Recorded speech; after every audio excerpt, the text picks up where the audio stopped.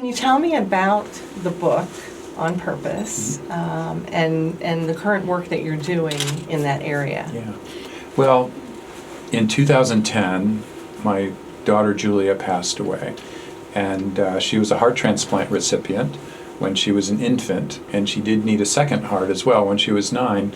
But when she was 19 then, it turned out that her heart was really giving up, and nobody had been able to detect any problems with it. So she very suddenly and very unexpectedly died. And when that happened, I kind of lost my own purpose. She was a big purpose. You know, when you're sick like that through most of your life, it means people need to take care of you in many ways, financially, emotionally, giving you a big life, and we did that. So when she passed away, suddenly I realized I needed to develop a new purpose, repurpose my life, or I would die. What is it that you learned the message that you want to share? Well, the message, Fran, that I hope people gather from this book is, first of all, it's important to have a purpose in your life for many reasons. One is people who have a purpose live longer. Even though they care less about living longer, they do live longer. And they're also healthier. They sleep better. They eat better. They're less likely, apparently, people who have a strong purpose are less likely to develop Alzheimer's, heart disease, stroke. They're better able to manage their diabetes. They just seem to be more alive and more aware and more engaged in living a big life. They're far less likely, half as likely 10 years later to develop depression. So we know that people with a purpose live longer. Also, people with a purpose seem to develop less defensiveness around them. And increasingly, I think, we have people in our society who are so defensive. All we need to do is surround ourselves in our own ego wall, our castle wall, with the television stations that agree with us. You know, whether it's Fox News or MSNBC or NPR, we can just live within the castle wall. We never have to go out.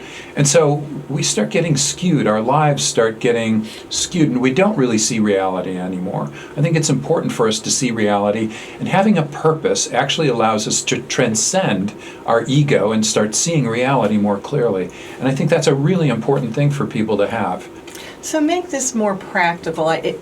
It sounds very compelling that people who have meaning and purpose in their life live more fuller lives, the big life. Yeah. So how do people go about that? So let's take a step-by-step process for developing more purpose. Number one would be to ask yourself, what do I value? What do I care about the most?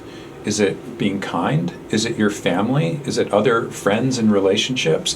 Is it being expert? Is it being secure? Is spirituality a value? So ask yourself, what do you value and care about the most? The next step would be to ask yourself, are there people in this world that I would like to basically try to be like? Not imitate, but emulate. Another step in this, the third step, is what I call the headstone test. And I literally have my students drawing a headstone, writing their name down, putting when they were born, the date that they're born, and then put down tomorrow's date, and then, say died tomorrow. And then what do you want in your epitaph? What would you want people to say about you at your memorial service? So those three things, thinking about what you value the most, thinking about who you'd like to emulate, and thinking about what you'd like people to say about you as part of your legacy. What legacy do you want to leave? Those three things start stimulating, priming your brain into thinking more about what is my purpose here in life. Then I can make it easy for you. If you think about your purpose and break it down into 4 areas, one might be your personal purpose. The second might be your family purpose. You have a family surrounding you. What is your purpose with your family? The third is your work. Or if you're a student, your school and you're being a student. What are you there for? What is your purpose for?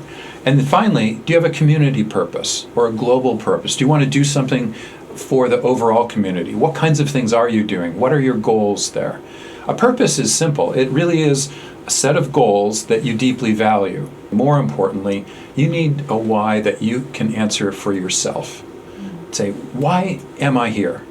And if you can't answer that, it's going to be really hard to be healthy.